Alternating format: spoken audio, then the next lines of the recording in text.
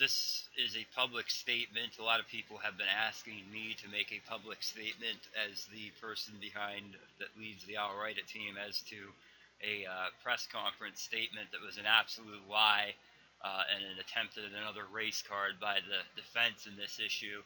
Yesterday, I guess that Latasha Ned made this statement. She said she was a social activist and that she was the target of hate groups, and they identified AllWriteIt.com, a website called AllWriteIt.com. That's not what AllWriteIt is.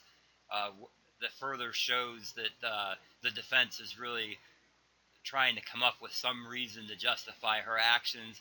And then she also goes to say all the videos she made that were released were response by No Threats Allowed and a website called I'llWriteIt.com. So before we continue, allow me to play this video. This is out of Latasha Ned's own mouth.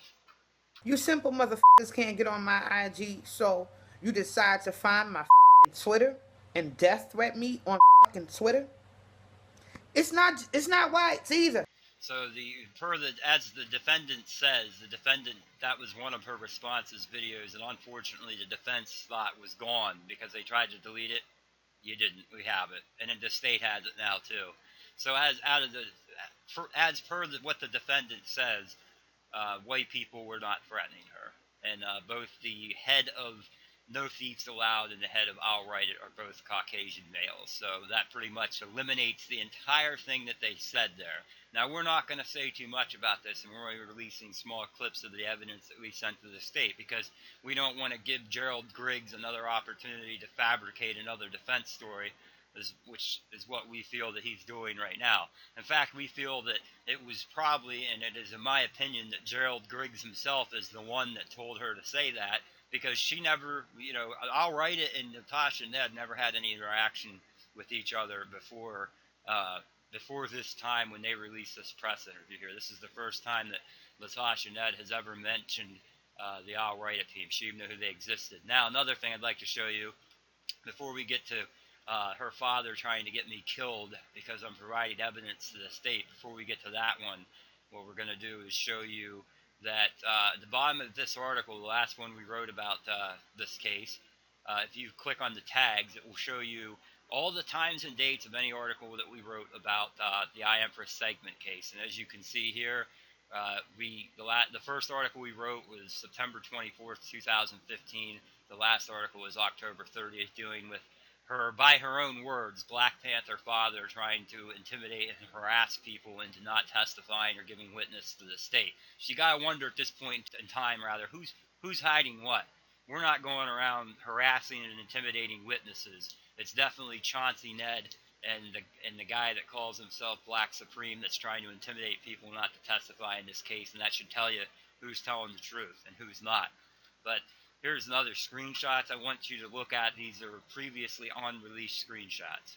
As you can see in this picture here, this is Palmetto Star under his account on Instagram, Ratchet Revolutionary. He is advertising publicly that the live stream is about to be broadcasted. And here he is on his Twitter account doing the same thing. It's promoted as FYF 9/11 Success and What Next. On air now.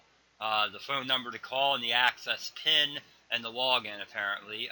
That also is him promoting the show publicly, showing that the show is indeed public. Now, here's one of the kickers. Look at this one here. This right here, this is a folder on my hard drive, and look how big this is. It goes all the way back to 2000. Some of these files are probably not related, but it goes all the way back to about July 12th, and then there's even more. This is all the evidence we've collected. If you go to September 13th or September 15th, right here, this video right here is the original live stream. Now I want you to look at the date on this. This is September 16th, 2015. We downloaded this file publicly off their YouTube channel 3 days after this live stream occurred. You play this in media player, and this is what Peace and happened. Black Power people. This This is the your boy. With her own levels, because we can't. Peace. We keeping the live stream. So whoever watching the live stream, keep watching. All right. See, they just said there in that part, I just randomly clicked on that they were indeed broadcasting it live. This is the video that is in question. This shows you we have the entire thing. Nobody knew that we had it. And then you go down here to September 3rd, or September 13th rather, Let me pause this for a second, because I'm going to have to find which one this is. Okay, these two files right here. Now remember, I told you to pay attention. September 16th is when I downloaded the file publicly. This is where I was recording the audio from it. Stuff never loads, right? Let's use Windows Media Player. Okay, now start. I did ask the brother about that as well, but let me just say that he doesn't. You know what I'm saying? I'm not just speaking for him, but I'm saying. So his question is on a YouTube channel. Question for the sister. Okay, so that was the audio recording. I didn't record the video. And then when someone told me, hey, it's publicly available for download, I went in and downloaded the video that's now going to the state evidence. You can see the time of this when I stopped recording as being September 14th, 2015 at 1 o'clock in the morning. And then you can also see by this screenshot right here, this, unfortunately for the defense, is a screenshot that shows Nation Building and Networking live, 25 likes, 16 dislikes. Black Supreme was the channel it was on, and this shows right here that this was indeed broadcasted publicly for the world to see. Here it is, the screenshot of it being broadcasted publicly. So the defense's claims that this was not intended for a lot of people to see is absolutely fabricated nonsense, and it is an outright lie. You just saw it, and not only was it public, it was available for public download for at least 2 days. The only reason it got removed is because so many people were raising such a big stink about it. That shows you as well that defense is lying about this case, and they are trying to find someone to blame. The next part I'd like to show you is how defense witnesses and people involved with the defense are trying to get me killed. They're trying to harass me into not intimidating. And one must ask themselves the question, if the defense keeps accusing us of being a hate group, so why is it that the defense is the one that's trying to actively intimidate us into not testifying? People on the defense like Chauncey Ned, I Empress's father, if what we're saying is not true, why are you trying to get us killed? Okay, and who's the real extremist here? Now, let's look at this.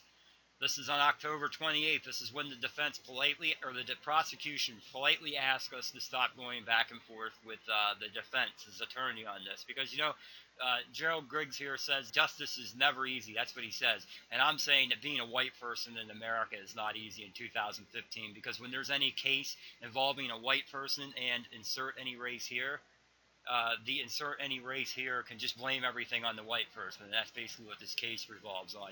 Blame the white person for all your problems, and it's not going to work in this case. I can guarantee you that, because wait until you see the evidence I've given the state. That's all I'm going to say about that.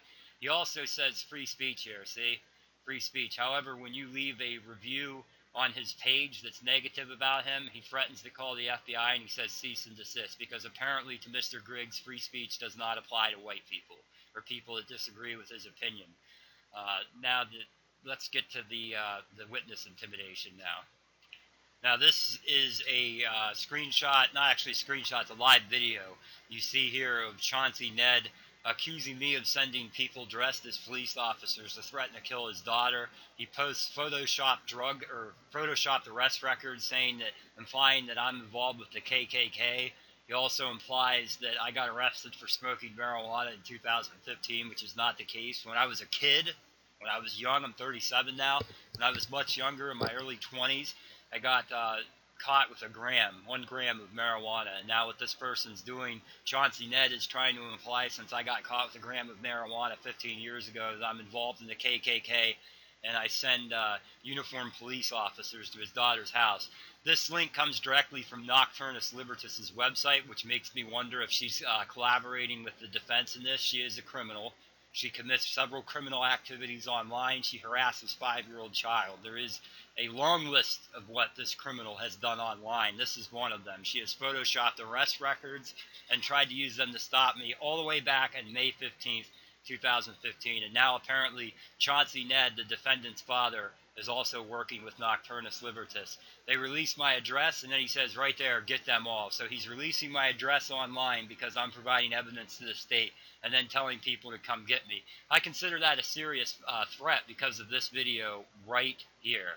I come from a Black Panther father, bitch. We all know who the Black Panthers are. They are a racist, anti-white group, and when a Black Panther, according to his daughter, threatens you and puts your address like that online, of course you're going to take it seriously. And not only that, you see these two screenshots here. There have been 5 videos released by this guy seen pictured with both Chauncey Ned and Gerald Griggs that have implied that I will be arrested for providing evidence to the state.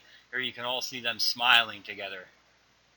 Now, lastly, because this is what these people keep claiming. They claim that, oh, you know, they're pulling the race card. This guy's racist. So here's the deal breaker right here. And this is another witness intimidation video that the person pictured with Gerald Griggs is trying to commit.